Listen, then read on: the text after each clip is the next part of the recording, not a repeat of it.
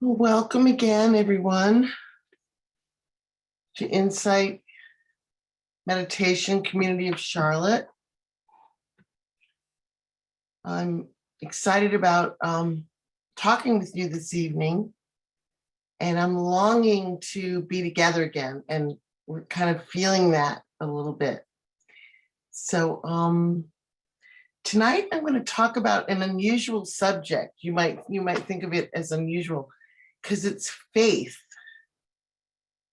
and doubt. The sidekick is doubt. But a lot of us don't think of faith as part of the Buddhist teachings. And so I'm gonna get to tell you about that. In fact, when I first told my partner that I was doing my talk on faith and doubt, he just right away said, well, there's no faith in Buddhism. I mean, he does kind of like a good argument, so, but he's like, you're always talking about, it's direct experience, it's your direct experience. And in fact, that's a big part of the teaching of faith in Buddhism. So I'm looking forward to unpacking that with you tonight. By the way, I'm Debbie George, as most of you know. I'm one of the Dharma leaders. So a couple of weeks ago, I had a sit where I really felt a shift in my, I now would use the word faith, in my faith in the moment-to-moment practice.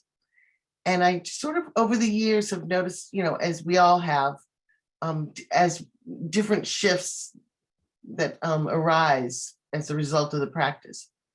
So I just sort of noticed that. And then last month I taught once a year, my basics of Insight meditation class. So I always revisit my early experience on the path when I'm teaching newbies and basics. And so I was really kind of remembering how I had no faith in the beginning, just about.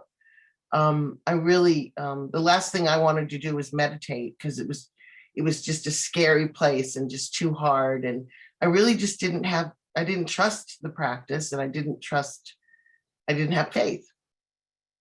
So, I mean, I had, as we all can revisit those first months, and some of you are there now, very new to the practice, and even early years on the practice, that what do you do with that sense of letting go, that groundlessness? I still have that. Now I'm no longer afraid of it when I'm sitting, and there's that sense of being unhinged and unanchored, like free falling almost.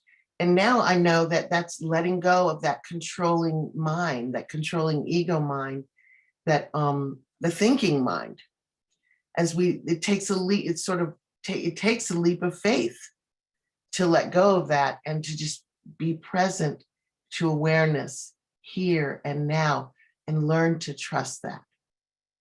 So when I had that sit a couple of weeks ago, I thought, I sort of had I remembered that I read a book years ago. And so I went to my bookshelf and dug it out.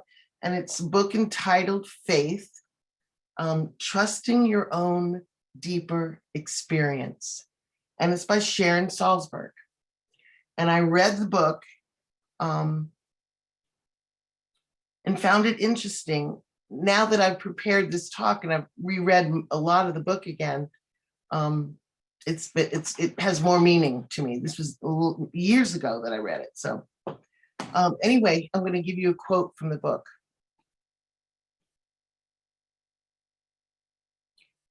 The Buddha said, "Faith is the beginning of all good things. No matter what we encounter in life, it is faith that enables us to try again, to love again. Even in times of immense suffering, it is faith that enables us to relate to the present moment in such a way that we can go on. we can move forward instead of becoming lost in resignation or despair. So I will give you just a little hint of what's coming. I'm going to be telling you more about her teaching from this book, but basically, briefly, there's really, she talks about 3 stages of faith. It's bright faith, verifying faith, which sounds very much like see for yourself, and it is, and abiding faith.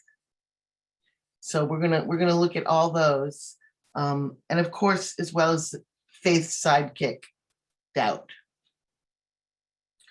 So I was really pleased last week when Philip Moffitt spoke, and he spoke a lot about trust. And he said, I remember I took some notes, and he said, trust, it's such a good topic. And I was like, that's what I'm going to talk about next week, the faith and trust. So that really made me happy. And if you were there last week, you know what a wonderful experience we had. What an amazing teacher and speaker. And if you were not there, it is on YouTube now. So you can go to YouTube and search Imcc Charlotte, and you'll see it. And I'll share more from his talk last week in a bit. But I want to tell you about where you find this the teaching of faith and, of course, doubt in the Buddhist teachings. So faith is in the 5 spiritual faculties teaching. In fact, it's the very first of the spiritual faculties. And it's followed by effort, mindfulness, concentration, and then wisdom. And so tonight we're really going to talk about faith, but full disclosure, next month I'm going to be speaking on the 5 spiritual faculties. So you'll hear about all of them. But and of course, doubt is one of the hindrances to meditation, hindrances to our being able to be present. Remember, it's preceded by sensual desire, aversion, sloth and torpor, restlessness and worry, and then it's doubt. Those are all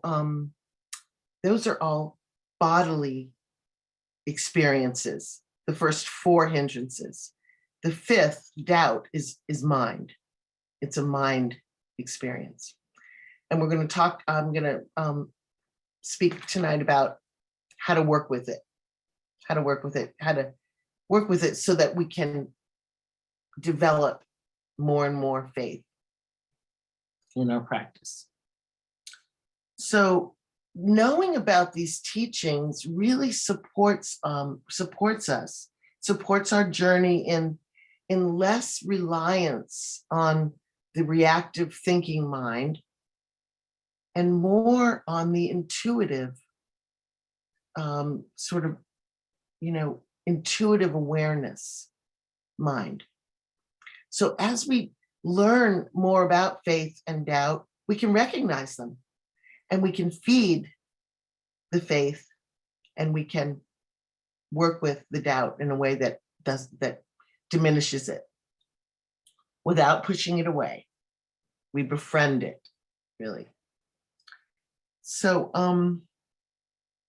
interesting that in Pali, as well as the ancient languages of Latin and Hebrew, the translated word for faith in all of these languages, it's a verb. It's in all those old ancient languages, faith is a verb.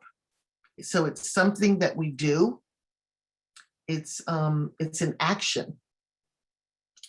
So I found that interesting that it's also shared in Latin and Hebrew. In Pali, the word is saddha, saddha, and it's most commonly translated as faith, but also trust, confidence, and devotion. And so maybe we can relate to that a little bit. So obviously, trust. as we get more and more time in our practice, we naturally deepen our trust. Our trust becomes more reliable. Our confidence is strengthened just over time. So our faith over time, our confidence, our trust grows. And devotion, I really, at first I was sort of put off by that word. And then I really thought about it, and I thought, I'm truly devoted to my practice. Like and that it really does feel like a deep faith. Like it's something that is never going to go away. And there were many, many years in my journey that I thought, oh my gosh, how am I ever going to keep this up for my whole life? You know, and that is really gone, you know, obviously. So I thought that was an interesting one of the translations of Sada. So we do trust. We do confidence. We do with devotion. They're verbs in this. So let's look at what Philip Moffitt, what some of his quotes from last week about trust. So he said, really, we need trust that we're capable of doing this practice. Just trust that we're capable of doing this practice. Even if you're brand new, leap and see if the net will appear. You know, trust. Day after day, we can be less and less inclined by our thinking mind. Right there, that's an act of faith. Less and less inclined by our thinking mind. And this I said in the beginning of meditation, every moment is worthy of mindfulness, of being known and being met with kindness. He said, trusting our own capacity of knowing. Remember, he said the Buddha knowing the Dharma. So let's break that down a little. So the Buddha we are potential Buddhas. Every one of us is a potential Buddha. We have the capacity to awaken, which is another word for enlightenment, becoming awake. And so the Buddha knowing the Dharma, the Buddha knowing the truths, knowing really the way things are, basically suffering, that we suffer, that things change, that nothing's really personal, that anyway. And so that's another Dharma talk. We won't go too far down that one. But it requires faith. Faith in the Buddha. Faith in your inner Buddha. Okay? He said, you know what? We don't need a guarantee. Do you remember when Philip Moffitt said that? We don't need a guarantee. We need just to practice. And of course, that takes faith. We develop faith through this felt sense. Remember, he kept saying the felt sense, trust the felt sense. And the small words on Sharon Salzberg's book, Faith, trusting your own deepest experience. And Philip said that quite a lot in different ways. We really trust our deepest experience. So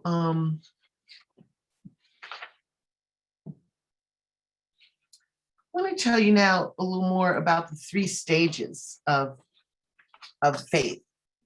So from Sharon's book. So she describes, the first is bright faith. And this is that kind of exhilarating sense of discovery. Oh, meditation.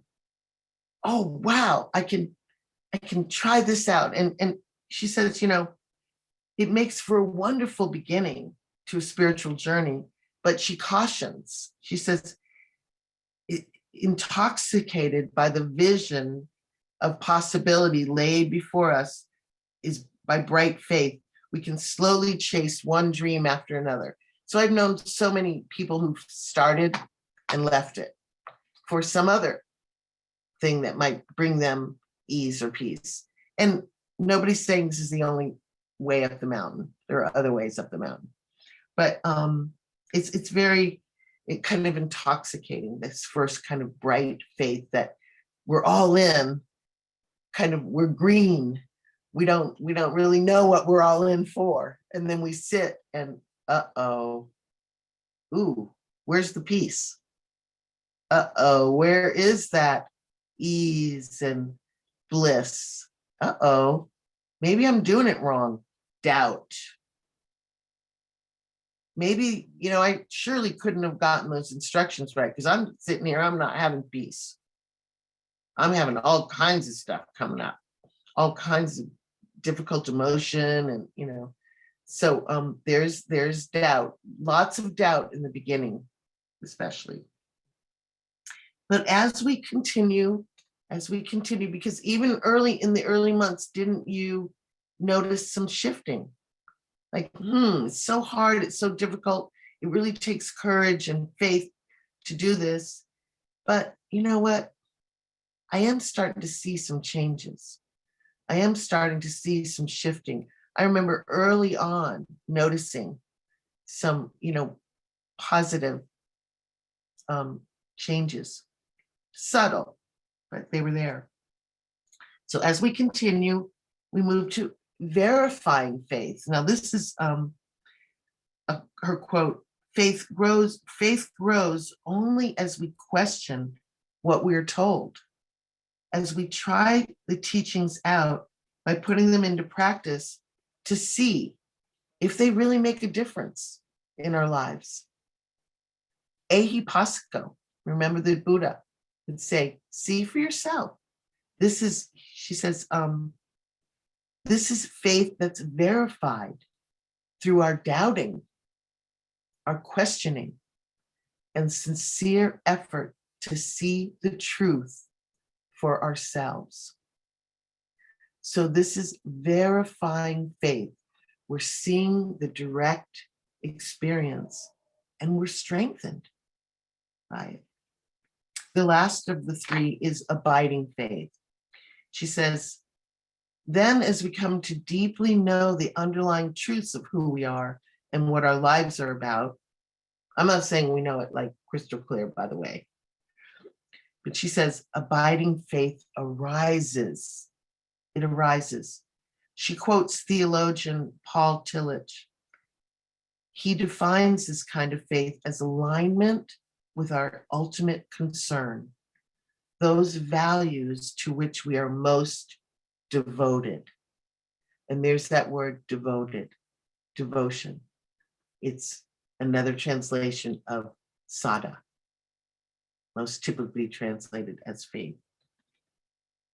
So I think this is a lovely progression. And, so what's the big deal, right? Except here comes doubt. So let's take a little closer look at doubt. I'm saying this, if awareness of in and out breath calms us, clears our confused mind, softens our heart, and makes us kinder, why is it so hard? Because of doubt. So even momentary doubt, like doubting that we really need to be aware of this next breath, there's that like the mind will wander because it's got something better to do. There's even in that moment to moment experience, there's doubt.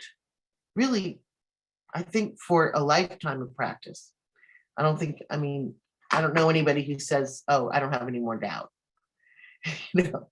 So of course, and then there's the big doubt that will just take us completely off the path. It's like, this isn't really going to work for me. My mind's too wild. This isn't, my thing. So that's why doubt is really something that we want to understand better. Thich Nhat Hanh, one of my favorite quotes of all time. He says, people have a hard time letting go of their suffering. Out of fear of the unknown, they prefer suffering that is familiar. Does that ring a bell for anybody? And I want to share a few words from Ajahn Amaro, his book, Finding the Missing P-E-A-C-E, Peace, Finding the Missing Peace. He says, when doubt takes over, we think incessantly, attempting to think our way out of doubt. Doubt's like a courtroom battle. No matter how much evidence is built up on one side, the lawyers will always come up with an argument to counteract it. He says the best way to deal with doubt, to get the mind to drop the endless speculating and uncertainty, is to step out of it and say to yourself, this is a state of doubt. The voice of doubt tells us that there's something missing. That's when we get the answer to the question. That when we get the answer to the question, we will be complete. We have this sense there's something missing. When we get the answer, we'll be complete.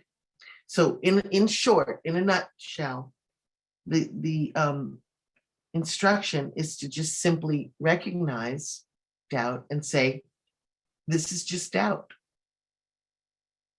This is just doubt. And move on. There's always another breath coming. So I also like this quote by Thich Nhat Hanh, and I'll expound on it a little bit. He says, sometimes, and this, please hear this as sort of an experience of faith and trust, okay? Sometimes your joy is the source of your smile, but sometimes your smile can be the source of your joy. And I think that's where faith comes in. We don't feel joyful. We might feel sad or scared or worried. Let me sit, relax, and let me smile. Let me see if that will sort of bring me faith, bring me more faith, and bring me joy. Okay, so it's just about the end of my talk, except I have to share. Isn't it funny? Sometimes when I'm going to give a talk, all of a sudden, you see the topic everywhere. So yesterday, Trudy Goodman put out into the internet spheres or wherever this, and now you're going to see how techie I am, everybody. So I know you can't see that. So I drew it. So this, she has two pictures. This one, isn't that a nice picture? Everybody see that? It says mind full. And then she has this picture. Mindful. And then here's what she says, and I'll use this as a conclusion to my talk. Our trust will waver. That wavering is just as true as trusting. They're both true. The trick is being willing to accept the movement back and forth and in and out of presence, of mindfulness, of faith, trust. Mindfulness is a practice of honesty, telling ourselves the truth of our experience and being willing to know what we feel, see, hear, and think. So I'll leave it at that. And I thank you for your attention. And please feel free to chat in or raise a hand for any questions you might have.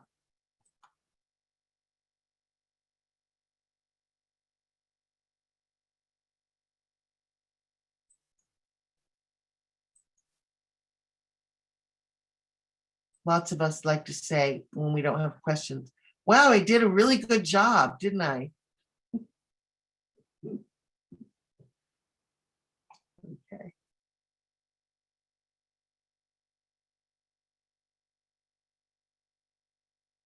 I will say that I'm looking forward to teaching the 5 spiritual faculties next month. So, oh, looks like I do have a few. Thank you guys. Appreciate your support very much. There really isn't that much to question about it, right? I mean, it is what it is.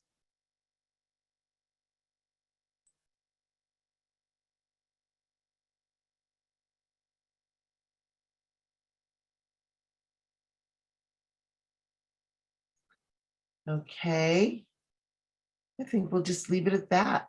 Unless, and we will, we're going to do a couple things now and we can come back. So if you want to put in a comment or question, feel free.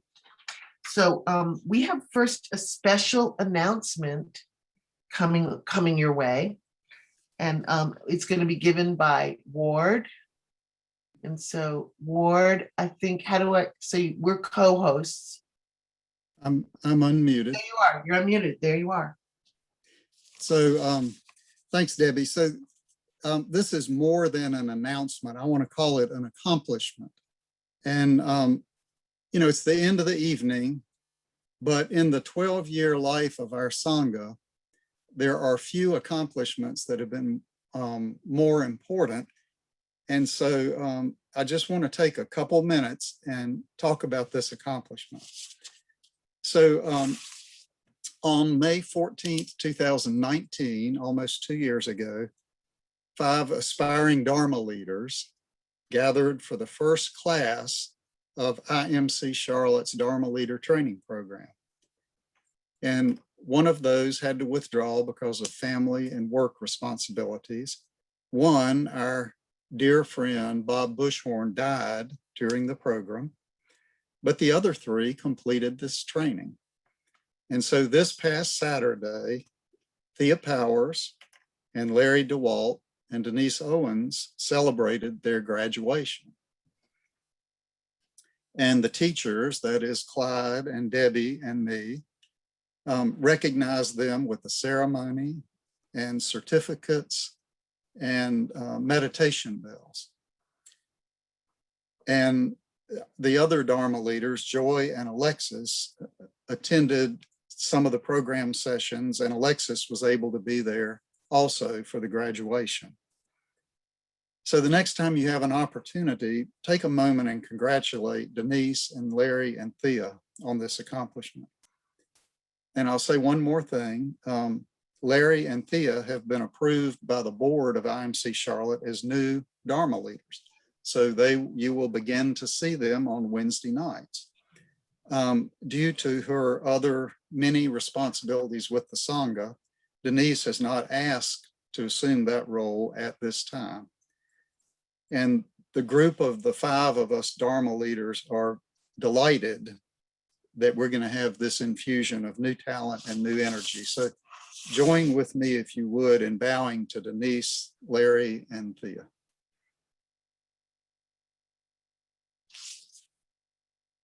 Wonderful. Thank you so much, Ward. Thank you. Awesome. Okay. So I think we'll just go ahead and knock out the rest of the announcements, and then we'll go to, well, actually, let me just do looks like we have a couple questions.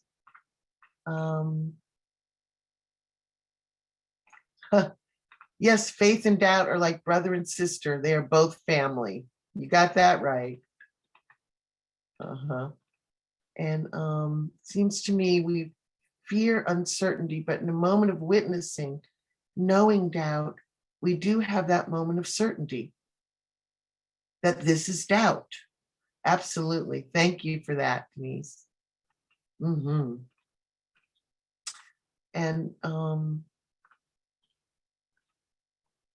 somebody loved the Thich Nhat Hanh quote. Thank you, Julia. Okay, everybody. Thank you so much. Okay, quick run through the announcements. Please see our website imccharlotte.org for any details of any of this. Donna is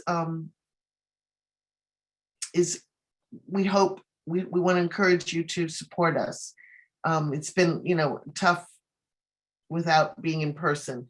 And lots of times we have intentions and then we forget. So we would really appreciate support in that way. Just go to the website. The book discussion group, May 6th to July 1st, Mindfully Facing Disease and Death with Joy and Larry, is ongoing. And again, you can find out more on the website. David Chernikoff, we have another guest leader coming next month, May 19th. He will do a Wednesday evening, May 19th, and he's also going to do it a day long on May 22nd. He's been with us a number of times and we really enjoy him. He's a really great speaker. Also, Mary Aubrey, another guest leader, is coming in June, middle of June, June 16th. Our IMCC summer retreat, please consider this retreat. It's the end of, it's August 19th to the 22nd, and registration will open May 1st. So consider, it's a 4-night retreat, or is it 3 nights? It's 3-night retreat, sorry, wishful thinking. It's a 3-night retreat, and you're gonna hear more about it, but I'll start to doodle it. The last Wednesday of each month, there'll be a Zoom live instruction session, and the first Wednesday of each month, the practice discussion group. Thank you so much to all our volunteers for your support to make this all possible. And looks like something just got put in the chat. Thank you all. I think that's just what I just read. Okay. We will now move on to, okay, there's one more. It's the Greenway Cleanup in May. We will do another Greenway Cleanup in May, and look for that announcement next week for the details, or go on our website and you'll see it. Let me see, maybe it's already on this list. Anyway, Cleanup Charlotte. Yep, May 8th. Oh, so that's coming up. Oh, that wasn't, was it? Oh, I skipped over it, sorry. Cleanup Charlotte. It's at Freedom Park, May 8th. Saturday morning, 9 to 12. All right, everybody, let's get comfortable, please. And we will practice our divine abode, our heavenly resting place, heavenly abode, metta, loving kindness. So as another act of self-love, please soften your shoulders, soften your face. Notice your breath. Remember that every moment is worthy of mindfulness with kindness. And so bringing this sincere wish to yourself, may I feel safe.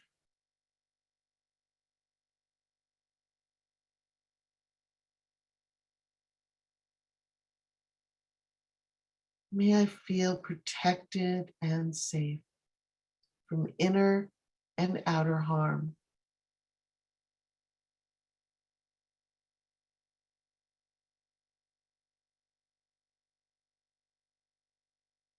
May I be happy and peaceful.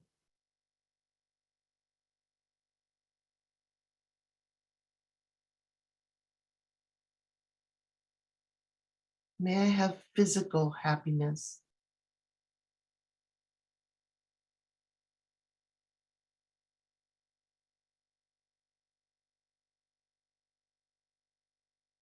May I have mental happiness.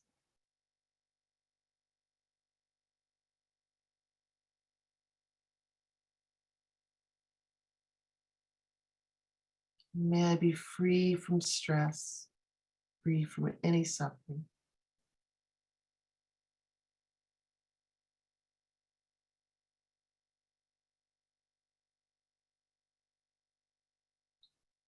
bringing into your heart a being, human or animal or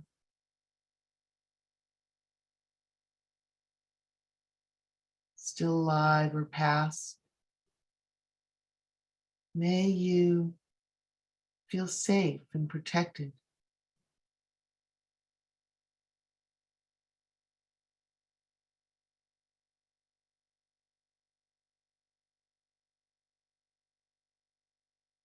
May you be safe from inner and outer harm.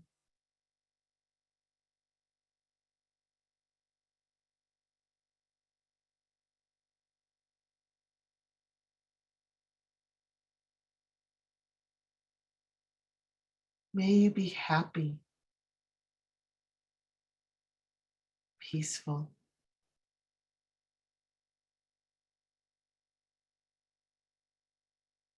May you have physical happiness.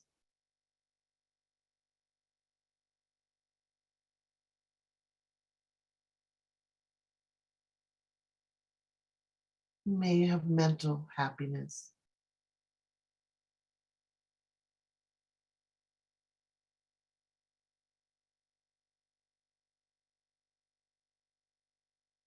May you be free from stress, from suffering, any suffering.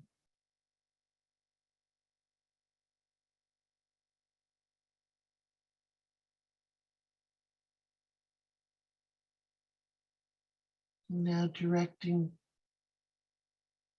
your thoughts of loving kindness to all beings everywhere,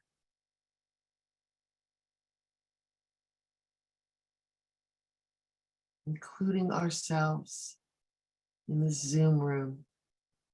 May all beings feel safe and protected.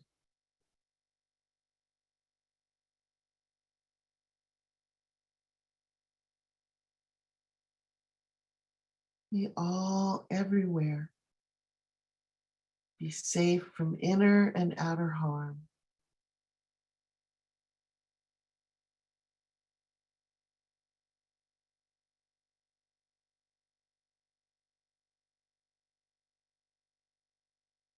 May all beings be happy and peaceful.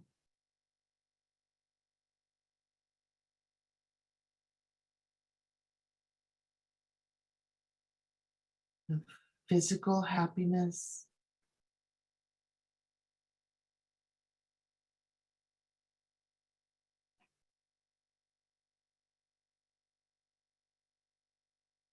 and mental happiness.